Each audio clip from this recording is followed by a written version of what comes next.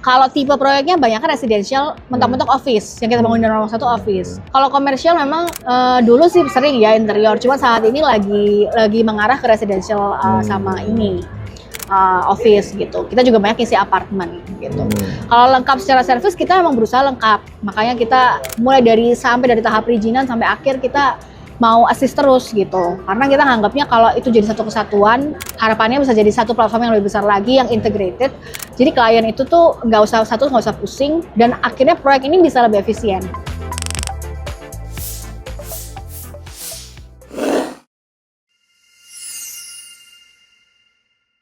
Selamat datang di Goodwill Talks, program dari Proportion dalam rangka Renex 2025. Di sini kita akan berbincang dengan para profesional yang menghadirkan ide dan inspirasi di balik dunia desain dan arsitektur.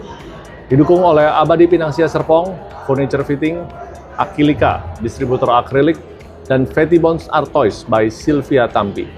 Bersama saya, Fernando Gumulya, mari kita kupas cerita dari makna di balik setiap karya.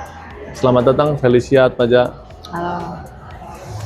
Bisa sharing cerita bagaimana karirnya awal mula sehingga akhirnya terciptalah FA Design Bureau. Oke. Jadi awalnya mulai dari education background, saya S1 itu arsitektur dari Brawijaya. Jadi dari Malang. Di Malang. Iya, Brawijaya Malang. Kemudian dari situ saya magang gitu ya, magang di Budi Pradono selama 6 bulan, akhirnya mendapat exposure yang lebih. Itu sebelum lulus kuliah ya. Jadi sebelum lulus kuliah udah magang. Magang selama 6 bulan, cukup lama, jadi memang sengaja cuti untuk bisa magang. Oh sampai cuti? Ya, jadi sengaja, ini bukan program magang kampus sudah ada sebelumnya. Kita magang biasa lah di project high rise kayak gitu, hanya 3 bulan dan sambil kuliah juga. Tapi memang ada 1 semester yang saya take off untuk cuti untuk bisa magang di Jakarta. Waktu itu joinnya ke studio Pak Budi, kayak gitu. Selama 6 bulan juga, jadi kayak 1 semester full ada di Jakarta. Di situ exposure-nya bagus ya, maksudnya secara pengalaman ketemu klien, ngedesain dari awal sampai akhir, sampai detailing juga, terutama sih koordinasi sama klien, sama vendor, sama kontraktor. Exposure itu yang membuat saya semakin yakin, oh iya kalau lulus dari arsitek ya mau jadi arsitek. Karena kan banyak banget teman-teman lulusan yang lulus dari arsitek nggak mau jadi arsitek. Itu banyak juga ya, gitu. Salah jurusan. Mungkin gitu. Ya setelah lulus akhirnya berkarya lah ya, bekerja juga di Jakarta, ikut beberapa company. Itu juga macam-macam, mulai dari proyek yang high rise, jadi company yang khusus high rise. Kemudian waktu itu emang agak suka cobain macam-macam. Jadi habis dari high rise pindah ke yang full hanya residential misalnya. Ya sebentar, yang high rise tuh siapakah? Oh ini harus disebutin ya? Ya boleh kan, ceritakan itu kan. Boleh juga sih disebutin. Waktu itu sama Pak Paultan. Oke, nah waktu itu sama Pak Paultan di art design ya. Jadi dia memang sebenarnya proyeknya nggak selalu high rise, tapi kebetulan saat itu yang jalan lagi proyek-proyek high rise lah saat itu. HQ di Bandung, S-Quarter di Bandung. Ya tapi sebagai arsitek lah junior ya, fresh graduate. Pengalamannya juga banyak di situ, belajar dari Pak Paul ya. Didikannya juga bagus lah secara detailing. Terus dari situ pindah ke residential interior gitu. Oh jauh dong dari jauh, karena emang waktu ngerjain high rise ada perasaan yang kayak kok sepertinya kurang detail ya. Jadi desain high rise itu kan ya global. udah apa namanya tipikal flooringnya ya. Tipikal, dan bangunannya juga fungsinya kan mostly kantor atau apartemen.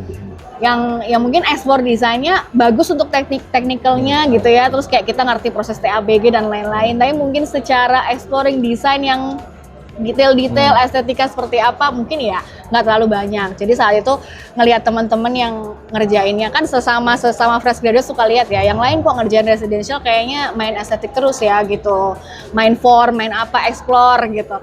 Jadi merasa oh mau coba yang lain gitu. Jadi saat itu coba yang lain, justru langsung mau cobain interior gitu. Cobain interior ini di High Street, Asset Studio, Bareng Pak Glenn dan Parama gitu. Di situ juga luar biasa sih. Jadi kita sebagai arsitek itu kalau belum pernah ngerjain proyek interior ternyata sangat jauh berbeda. Gitu, sangat-sangat jauh berbeda. Jadi kayak skala, terutama skala ya, kalau apalagi habis ngerjain high rise yang skalanya segitu, terus ngerjain interior yang mungkin ngerjain justru booth-booth yang ada di F&B yang di mall gitu, yang ternyata skalanya cuma segitu. Tapi meskipun skalanya cuma segitu, ternyata detailnya itu banyak banget gitu. Kalau orang Jawa bilangnya jelimet gitu kan. Nah, dan saat kita nggak biasa ngerjain itu pasti padu padan material, warna interior itu kan apalagi kalau komersial dia harus berani ya gitu. Nggak bisa kayak arsitek yang minimalis, yang semua warnanya sama gitu kan gitu. Jadi itu sebuah eksplorasi yang sangat menarik sih. Akhirnya dapat exposure baru interior. Bahkan setelah bekerja di high-rise interior arsitek, saya masih penasaran lagi satu lagi gitu. Yang belum master planning. Jadi saya cabut, saya cabut ke New Zealand buat ngambil urban design 1,5 tahun di New Zealand, University of Auckland. Oke. Sejauh itu, harus sejauh itu. Kebetulan karena kita carinya beasiswa. Oh, nice dong. Ya, jadi full scholarship. Jadi emang saat itu ya semua scholarship kita coba aja, tapi yang pasti maunya urban design gitu. Karena memang dari dulu sejak di Pak Budi, sejak kuliah juga Pak Budi itu kan suka membahas juga ya memang isu tentang urban gitu ya, urban design, pemukiman, rumah susun kampung. Yang which is itu juga jadi skripsi saya setelah intern di sana gitu kan. Jadi memang ada passion di situ yang kayak belum digali gitu kayaknya setelah bekerja beberapa tahun, kayaknya 3-4 tahun, baru setelah itu jalan S2 dengan scholarship tadi karena pikirannya memang harus full scholarship gini gitu. Dan dapatnya emang di New Zealand dan setelah dibaca perkembangan di sana secara urban design-nya juga sangat menarik gitu karena dia punya design council sendiri untuk city design-nya kayak gitu. Tapi practically kan yang didesain kota apa udah nggak ada kali desain kota baru. Oh, justru di sana banyak. Kalau di sini setelah balik, kalau di sini setelah balik ya developer. Justru setelah balik, kayak kalau karir saya 10 tahun, memang 5 tahun terakhir sebelum akhirnya jalan sendiri itu ada di developer, gitu. Ya itu sih. Jadi setelah pulang waktu itu belum sempat cari kerja karena pandemi. Cuman tiba-tiba kita ada kenalan lah gitu ya. Kita sama-sama kenalan, ketemu gitu. Kebetulan mereka juga ex dari Ciputra sama Podomoro yang membuat startup developer baru gitu. Terus kita ketemu, terus saya dipercaya sebagai Head of Planning and Design. Dan di situ exposure-nya lebih banyak lagi. Mulai dari master planning, kebetulan karena kita startup jadi semua dikerjain sendiri. Jadi master planning sendiri, arsitekturnya saya desain sendiri, sampai interior unitnya kita atur sendiri. Termasuk sehari-hari di lapangan jalannya proyek kayak apa, tendernya seperti apa, itu kita monitor. Ini project di mana? Projectnya ada di Bogor, namanya The Spring of Pakuan, masih penjualan sampai sekarang. Nice. Berapa hektar? Berapa ribu? Kecil sih 2 hektar aja. Jadi memang ini bukan skala yang segede Ciputra ya, bukan. Kita ada di Bogor itu 2 hektar, mereka ya masih jalan, saya udah selesai desainnya. Lalu ada juga di Bali 1 hektaran lah gitu. Itu lebih ke residential villa gitu. Masih penjualan sih, tapi kalau secara desain sudah selesai gitu. Jadi bisa dicek, namanya Spring of Pakuan sama Bali Dami. Saya nggak promosi sih kalau penjualan, karena udah selesai ya, kalau saya desainnya aja gitu. Ya dari situ pengalaman juga bertumbuhnya banyak, pengetahuan marketnya juga banyak ya. Jadi kita juga tahu nih kalau di developer tuh bisa ketemu market langsung kebetulan. Jadi kita tahu sebenarnya orang tuh nyarinya rumah tuh kayak apa sih gitu. Apakah mereka perlu banget rumah-rumah yang terlalu gede atau seperti apa gitu. Ini bukan ngomongin klien yang tailored satu-satu gitu. Jadi lebih ke market yang sehari-hari aja nih, yang mereka juga mungkin pasangan muda, milenial yang pengen punya rumah gitu kan. Nah dari situ belajar tahu gimana sih caranya proyek itu harus efektif, affordable juga itu penting. Karena semua orang pengen punya rumah sih, tapi nggak semua orang bisa afford. Gitu Betul. Semua orang pengen didesainin juga, tapi mereka juga nggak bisa afford desainer atau arsitek gitu. Jadi dari situ belajar, exposure, vendor, proyek, semuanya merasa oke lah kayaknya ini udah saatnya deh gitu. Dan memang ada resource-nya gitu kan. Kita punya keluarga, ada tukang gitu ya, mandor, workshop. Oke guys, sejak itu kita jalan, akhirnya ya sebenarnya officially 2 tahun belakangan ini kita udah mulai jalan sendiri sebagai FA Design gitu. Mengapa itu FA Design Bureau? FA Design Bureau itu karena kalau Design Bureau kan sebenarnya desain studio ya. Nah, kalau FA itu sebenarnya sejujurnya ini cuma berawal dari kayak aduh mau pakai nama apa ya gitu awalnya. Paling gampang saat itu inisial diri sendiri. Tapi sering berjalannya waktu, saya nggak pernah nulis kepanjangannya karena sebenarnya nggak mau menulis itu sebagai nama gitu kan. Jadi FA itu sebenarnya sering berjalannya waktu itu adalah function but aesthetic gitu. Karena ini adalah fenomena di mana kadang ada desain yang bagus banget secara rendering, secara image-nya, Tapi saat dia harus dibangun, kadang tidak affordable, terlalu mahal gitu ya, nggak bisa diotak-atik, atau justru saat mau dibangun sulit untuk tercapai seperti estetik awalnya gitu pewujudannya. Nah, sedangkan market itu orang-orang tuh sebenarnya butuh arsitek yang kayak apa sih? Yang bisa kasih lu function aja gitu. Ya, pasti jadi nomor satu simple gitu. Jadi kayak kadang juga mereka maunya apa, kita harus dengerin, kita harus terima gitu ya. Jangan dia maunya gini terus kita kasih tahu ini tuh jelek, ini tuh harusnya gini gitu. Nggak juga gitu. Jadi kayak kita terima, tapi kita olah supaya si function yang dia mau dapat tapi pakai estetiknya arsitek gitu. Sebenarnya kenapa harus pakai arsitek sih? Sebenarnya kan banyak orang yang DIY gitu ya. Kenapa sih harus pakai arsitek? Zaman sekarang banyak banget yang sewa tukang harian juga bisa. Banyak influencer yang seperti itu. Bedanya kalau sama arsitek ya terjamin aja BMW-nya, biaya mutu waktu. Gitu. Kita bisa aturin biayanya, mutunya, kita bisa jaga spesifikasinya, dan secara ruangnya juga kita bisa atur supaya dia bisa efektif, efektif, efisien, dan tetap cakep gitu kan. Makanya function dan estetik itu tadi. Maka itu FA, design. FA saat ini sejauh ini. Jadi ruang lingkupnya mencakup apa sebenarnya? Kalau saat ini kita menerima desain only juga bisa. Jadi kalau cuma mau desain aja, arsitektur interior kita oke. Tapi kalau mau dari awal desain and build kita bisa. Jadi di saya sendiri sudah ada SRA gitu ya, udah resmi. Jadi kalau bangun dari nol, kita bisa provide mulai dari permit. Jadi saya biasanya akan langsung bantu nih cek IRK dulu, karena kadang-kadang kan orang bingung ya. Jadi kita cek IRK-nya dulu, kita udah tahu lokasi ini halangannya apa aja, constraint-nya apa aja. Kita bisa bantu juga penyediaan gambar PBG-nya. Kita nggak urusin PBG-nya, karena semua juga online. Tapi tektokan asistensi dan gambar kita akan sediain termasuk sertifikasi kita untuk arsitekturalnya. Gitu. Begitu PBG selesai, ya kita udah sediain desain lengkapnya, termasuk struktur MEP kita adarkan gitu ya untuk struktur MEP. Dan nanti kalau dia deal untuk mau bangun juga, kita juga bisa provide sebenarnya build-nya. Tapi kalau dia mau cari kontraktor sendiri, dia cuma mau RAB, kita provide RAB. Kayak gitu. Ini lengkap sekali berarti ya? Itu pengalaman yang didapetin dari developer memang. Karena benar-benar waktu itu semua harus dikerjain sendiri. Jadi mulai dari proses gambar awal, perizinan, tender, sampai proyek jalan. Nah, exposure di situ tuh membuat saya, orang tuh pengennya one stop solution. Iya. Orang tuh kalau yang klien-klien biasa, milenial, pasangan muda gitu ya datang ke arsitek, dia pasti akan langsung nanya, bisa build sekalian kan? Gitu. Kalau cuma desain, ya mungkin ini stigma yang perlu dibenarkan atau perlu diarahkan lebih baik ya. Cuman orang memang saat ini market tuh berpikir kalau cuma bayar desain, gue merasa ini mahal gitu. Dan gue masih ribet lagi harus cari kontraktor sendiri gitu. Tapi kalau dengan harga segini yang dikasih, dan gue udah dapat semua service itu, one stop solution, material spesifikasi dikasih, RAB dikasih, sampai nanti pembangunan juga diawasin, nggak perlu repot, ya mereka seneng, mereka merasa itu worth it gitu. Memang sih stigmanya harus dibenerin ya, kalau desain tuh nggak mahal nih, kalau misalnya bayar desain doang. Tapi ya, saya mencoba membaca market aja gitu. Nggak desain aja kan? Nggak desain aja, jadi desain and build. Desain and build. Arsitektur interior. Terus bagaimana ada kontradiktif antara desain murni sama desain membangun, kan ada sedikit? Sebenarnya kontradiktif di mana tuh? Somehow kan beberapa hal desain is design harus begini, tapi karena ada membangun itu kan jadi jangan begitu deh, mungkin agak mahal jadi begitu deh. Sebenarnya bukan kontradiktif, lebih ke integrated ya. Gitu. Okay. Jadi kayak kenapa sih orang tuh sebenarnya market nih, konsumen tuh pengennya design and build, supaya kalau kita mungkin pisah nih, desain sendiri, kontraktor sendiri. Kadang di lapangan ada penyesuaian, atau penyesuaian, entah penyesuaian budget, entah penyesuaian teknikalnya gitu ya, atau kontraktornya nggak bisa bikin kadang gitu kan. Dan kadang ada komunikasi yang putus gitu. Itu mau nggak mau memang terjadi sih. Sepanjang saya sendiri pengalaman bekerja juga itu terjadi ya.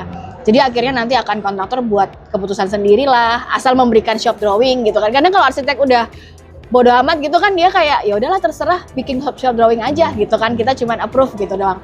Nah tapi kalau kita design and build itu, kalaupun customer itu ada perubahan budget, namanya kan seiring berjalannya waktu atau seperti apa, mereka ada perubahan rencana, perubahan budget, itu integrated. Kita kalau misalnya ada pengurangan budget, kita turunin spesifikasi misalnya, itu juga by pengawasan kita gitu kan, by rekomendasi kita juga, karena kan sebenarnya material itu banyak banget range-nya gitu kan. Nggak semua material yang katanya murah itu jelek, nggak juga gitu kan. Betul. Ada banyak yang memang affordable tapi oke gitu secara quality. Jadi kalau kita integrated, kita bisa kasih rekomendasi itu. Tapi kalau kita putus nih misalnya sendiri-sendiri, kadang orang yang membangun ini nggak punya rasa belonging terhadap desainnya.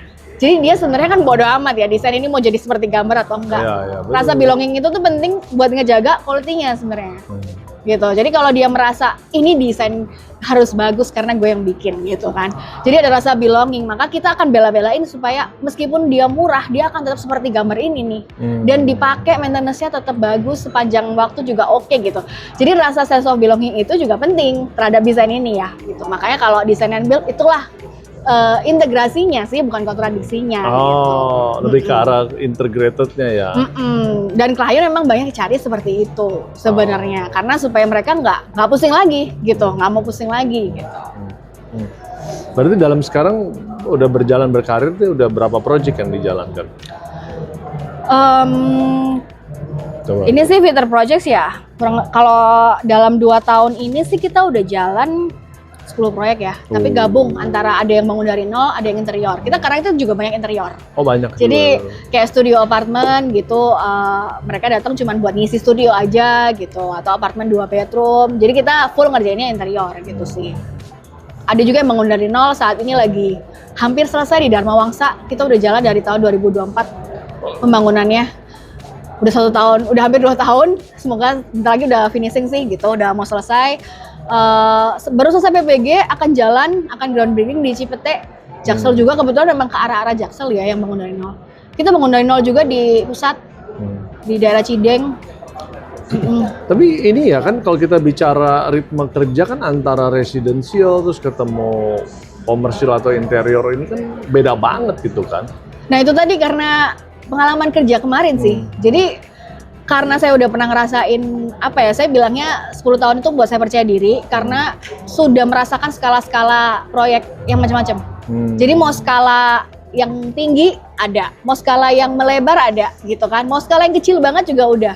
Mau kita city scale, saya juga belajar. Tapi selain itu maksud saya selain itu ritmenya tuh dari diri pribadi itu lebih happy slow kah, residensial atau lebih cepat lari-lari? Sebenarnya gitu? Semua proyek sejauh ini cukup slow loh, gitu. Karena kayak apa ya? Karena saya 1 tahun juga nggak mau lebih dari 5 sebenarnya. Oh gitu. Karena ini masih small team sih kok, gitu. Jadi belum, kita baru pakai drafter gitu ya. Jadi mostly masih drafter. Junior arsitek masih hiring gitu ya. Jadi drafter aja. Jadi mostly saya masih akan ngerjain sketsa dan 3D. Nanti kalau udah final baru drafter kerjain gitu. Kalau di lapangan kan yang penting gambar kerja drafter udah lengkap ya gitu. Saya tinggal cek gitu. Kalau di lapangan justru orang lapangan lebih banyak karena memang untuk lapangan kan beberapa proyek berjalan sekaligus gitu ya. Cuman ya 1 tahun 5 proyek itu juga ada yang sipil, ada yang interior gitu. Itu udah cukup slow sih. Dan semuanya menikmati supaya apa ya, diskusi sama kliennya itu nggak buru-buru gitu. Jadi kita memang bisa ketemuan dulu, ngobrol lebih panjang, tektokan dulu. Ada yang tektokannya itu hampir setahun baru dibangun. Lama banget setahun. Bener, karena dia juga, ya kadang klien juga bisa ngilang ya. Kayak dia mungkin stuck nih di sini, jadi dia masih bilang, udah mau cari referensi dulu deh gitu. Atau ya mungkin ada masalah budget atau seperti apa. Ada tuh setelah 1 tahun dia baru continue, 1 tahun kemudian kita baru jalan gitu. Ada juga sih, memang proyek itu nggak menentu. Tapi yang penting selama diskusinya apa ya, dialognya lancar sama klien, mereka happy, pasti mereka akan jalan terus gitu. Ya itu sih. Karena kan ini kan sebetulnya yang perlu dibangun adalah rasa percaya, chemistry ya. Chemistry kan. Banyak yang ngomong tuh mereka cocok-cocokan gitu. Ya saya juga percayanya nyari klien tuh sebenarnya cocok-cocokan aja, jangan semua dihajar gitu ya gitu. Karena emang banyak mereka yang ngomong kayak mungkin dia merasa dirinya sulit gitu lah, antik. Saya memang orangnya agak sulit ya, banyak ketemu nggak cocok. Tapi kalau ketemu saya anggap udah cocok-cocokan. Ya udah sama gitu. Kayak selama ini juga kalau saya kerja sama atasan, sama bos gitu juga kita selalu ngerasa kita cocok nih karena mungkin jodoh aja gitu, cocok selama kerja gitu. Jadi saya percaya kalau orang cocok seperti sama klien juga, ya udah pasti akan smooth. Tapi kalau memang nggak cocok, ya itu agak susah karena emang bicara desain itu kan panjang, kita juga harus kayak orang interview aja ya jadinya. Jadi kayak misalnya sama klien, Cici butuh apa gitu, kok butuh apa rumahnya, masalah ada ruangan buat anak atau seperti apa gitu. Beda kalau komersial ya, mungkin lebih tak-tak. Nah memang chemistry-nya sih yang penting gitu. Ya, karena ditambah lagi kan ini kan juga suatu bisnis yang nggak kelihatan. Kelihatannya nanti. Gitu loh. Udah 2 tahun lagi lah baru kelihatan. Iya, ya gitu. Apalagi kalau bangun dari nol kayak gitu, memang cukup panjang sih prosesnya. Ya berarti kan seorang prinsipalnya juga happy ya, enjoying ya. Kalau saya memang enjoy, karena memang dari dulu udah kayak pengen sih nggak mau ngelakuin yang lain, maunya jadi arsitek aja gitu kan. Ada juga yang mau banting setir lah, mau supply material aja lah, atau ngapain gitu mungkin kan gitu. Tapi ya memang ada passion di situ, ya passion itu yang memang saya bangun gitu. Dan di drive juga oleh passion itu kan. Tantangannya apa nih sebenarnya kalau kita bicara? Tantangan sih nomor 1 yang paling berasa ya karena design and build ya, jadi ada apa-apa di proyek memang ya resiko lebih besar gitu. Jadi kalau misalnya ada salah kerja, ada misalnya tukangnya salah gambar dan kita yang nggak ngawasin, terus klien yang sadar duluan, pasti itu komplain-komplain lapangan ada. Terus ya yang kedua challenge-nya adalah budgeting. Karena klien pasti dia udah set budgetnya sendiri gitu ya. Klien tuh ada yang malu-malu juga kalau ditanya budget berapa, dia kadang juga nggak mau buka gitu kan, sampai udah keluar ternyata masih belum cocok. Itu kalau udah mau pembangunan nih. Jadi itu juga challenge-nya adalah kita harus selalu bisa down spec kapan aja. Tapi down spec-nya harus dengan quality yang sama. Jadi namanya klien ya dia maunya quality-nya sama, tapi budgetnya dia gitu kan. Dan kadang untuk dikasih pengertian di tengah-tengahnya kadang juga sulit gitu, karena kita juga harus kasih apa yang mereka mau kan, service. Jadi memang tantangan saat ini ya gimana supaya budget itu bisa efisien. Baik di secara desain, jadi secara desain dong mengaruhi dong supaya nih dia budget efisien, desain juga harus efisien gitu kan. Betul. Nah, timeline juga harus oke. Yang ketiga sih pasti karena kita jalan sendiri ya, so kita harus berani cari proyek sendiri.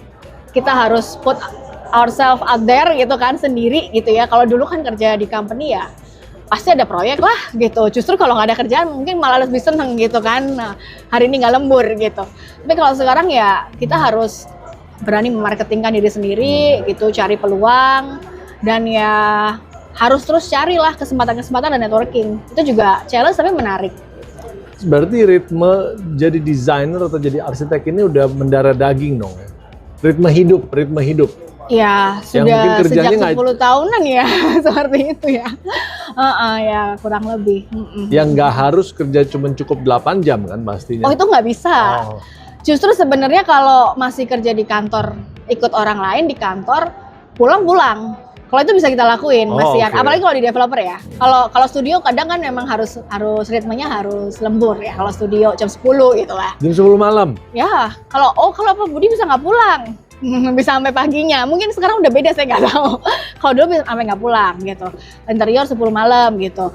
Kalau di developer memang jam kerjanya lebih kayak kantoran ya. Jam 6, jam 7 pulang ya udah selesai. Besok kita continue lagi. Dan kita mungkin juga lebih bisa kayak gitu. Tapi begitu jalan sendiri itu lebih nggak bisa. Karena klien itu rata-rata kalau kliennya kerja juga di hari kerja, mereka maunya ketemu weekend. Jadi kita pasti nggak bisa dong weekend tolak klien. Justru weekend harus ketemu klien. Kliennya kerja hari biasa gitu kan. Dan di jam malam mereka pulang kerja, mereka mau kontak, kita harus mau. Jadi itu kalau kita kerja sendiri, kita lebih nggak bisa sih punya yang harus 8 jam, balance, itu lebih nggak bisa gitu. Memang itu tantangan juga, benar, itu tantangannya juga. Tapi apapun itu kalau memang ada passionnya kan benar. Kan. Ya memang kalau harus seneng dulu, kalau nggak seneng ya pasti akan bersungut-sungut ya, nggak mau balas chat. Nah kalau itu berarti harus ditanyakan lagi, berarti mungkin emang nggak mau kerja kayak gini gitu, jangan dikerjain. Gitu. Jangan dipaksa lah ya. Di dalam event Renex 2025 by Megabuild ini kan bertemakan designing for inspired life, ya, atau designing for inspired living. Jadi pendapat Felicia Atmaja mengenai tema ini apa? Bagaimana? Kalau saya sih menangkapnya berarti intinya pameran ini berusaha mengarahkan gitu ya buat semua klien atau siapapun homeowners, apartment owners yang pengen ngerenovasi atau bangun dari nol supaya mereka dapat wadah yang benar gitu. Jadi kayak dapat konsultasi yang benar, dapat material yang oke gitu untuk inspire livingnya mereka, supaya space yang dibangun, yang dibuat tuh juga sesuai yang mereka mau gitu ya, tapi secara fungsi, form, dan estetiknya itu semuanya oke gitu, tertata rapi gitu. Jadi kayaknya ya memang saya melihatnya ini kesempatan juga buat kita show gitu ke orang apa sih yang arsitek itu bisa kasih. Kalau misalnya bangun sendiri bisa, langsung pakai tukang bisa. Tapi kalau misalnya memakai jasa arsitek, maka apa sih perbedaannya gitu. Oh ternyata program ruangnya akan lebih efisien. Rumah yang sebenarnya kecil, misalnya lebarnya cuma 4, tapi kalau didesain pakai arsitek, mungkin ruangan yang lebar cuma 4 itu kan sekarang banyak ya rumah-rumah banyak banget lebar 4. Lebarnya 4, kalau dulu kan jarang ya Mas ya. Mungkin yang lebarnya 4 tuh dengan desain dari arsitek bisa terasa spacious gitu. Karena sebenarnya kan visual itu bisa diatur dari kita melayout, kita materialnya kita atur, pandangan seperti apa gitu. Nah mungkin kalau dilakukan sendiri belum tentu bisa gitu kan. Karena kan di sini kita memang orang-orang yang punya background pendidikan di sana. Nah, mungkin ini adalah penghubung sih supaya semakin kena juga ya ke klien-klien orang homeowners tuh pentingnya menggunakan jasa arsitek itu sendiri gitu untuk membangun rumah. Dan trust me itu nggak mahal kok, karena rumah ini akan dipakai untuk sepanjang hidupnya mereka gitu. Jadi itu adalah good investment gitu kalau mau pakai arsitek untuk membangun rumah. Tapi kalau bicara mahal murah sebenarnya relatif kan? Relatif, tapi memang mau nggak mau kan masih banyak lah di sini yang merasa fee arsitek itu cukup mahal gitu. Karena kan IAI sudah membuat peraturan sendiri ya, harus berapa persen dari itu, dan kalau itu diterapkan memang itu tidak, ya bukan sesuatu yang orang bisa menganggap itu murah memang. Dan apalagi kalau dia tidak bisa build gitu kan, jadi cuma design only. Jadi orang memang saat ini di Indonesia memang penghargaan terhadap jasa desain itu memang ya belum sampai sana kalau saya ngelihatnya ya gitu. Cuman memang ini bagus lah pameran seperti ini, jadi orang lebih aware lagi gitu. Kalau arsitek itu investment. Iya. Memang harus itu yang mereka tangkap ya. Karena kan tinggalnya kan untuk selama-lamanya. Bener. Sepanjang masa lah. Ya, sampai rumah itu dijual atau sampai rumah itu diwariskan gitu kan. Jadi itu very good investment untuk memakai arsitek dalam bangun rumah. Gitu. Dan ini berarti kalau ke FA Design Bureau ini lengkap banget dong berarti ya? Sebenarnya sih kita fokusnya memang ke, kalau tipe proyeknya banyak kan residential, mentok-mentok office. Yang kita bangun di nomor 1 office. Kalau komersial memang dulu sih sering ya interior. Cuma saat ini lagi mengarah ke residential sama ini office gitu. Kita juga banyak isi apartemen gitu. Kalau lengkap secara service kita memang berusaha lengkap. Makanya kita mulai dari tahap perizinan sampai akhir kita mau assist terus gitu, karena kita nganggapnya kalau itu jadi satu kesatuan, harapannya bisa jadi satu platform yang lebih besar lagi, yang integrated. Jadi klien itu tuh nggak usah pusing, dan akhirnya proyek ini bisa lebih efisien. Gitu. Iya betul. Lebih efektif, efisien gitu. Timelinenya juga nggak akan kabur-kaburan, dan kalau ada perubahan di lapangan itu juga pasti dalam pengawasan kita. Tapi kalau bicara ini juga kan semakin banyak proyek, walaupun tadi dibatasin kan kadang-kadang itu inkonsistensi dalam berkarya juga ada pengaruh kan sebenarnya. Makanya memang saat ini kan dibatasi dulu karena ya kita menunggu growth ya. Jadi saat ini kan kita mungkin officially baru jalan 2-3 tahunan karena kemarin juga masih sambil bekerja yang lain ya. Jadi kita lihatlah dengan growth-nya mungkin dalam 5 tahun ke depan timnya bisa grow lebih jauh, omset grow lebih jauh. Pastikan kalau omset naik, tim juga akan lebih besar lagi, omset lebih besar lagi. Ya kita nggak menutup kemungkinan proyeknya lebih banyak. Tapi memang nanti kalau tim kita lebih besar juga kita harus bikin tim yang bisa satu visi lah dengan apa yang kita bangun hari ini gitu. Karena kan kadang permasalahan semakin grow sebuah tim itu kan kadang orang-orang lain yang ada di dalamnya sana kadang nggak satu visi juga. Nah itu juga kan bisa susah gitu.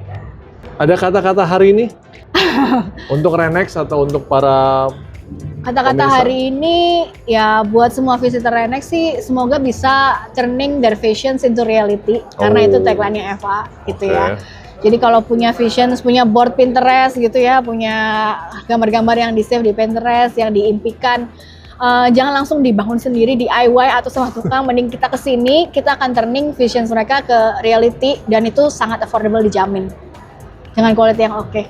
Demikianlah bincang Goodwill Talks, program dari Proporsia dalam rangka Renex 2025, didukung oleh Abadi Pinangsia Serpong, Furniture Fittings, Akilika, distributor akrilik, Fatty Bonds Art Toys by Sylvia Tampi. Terima kasih. Thank you. Luar biasa loh.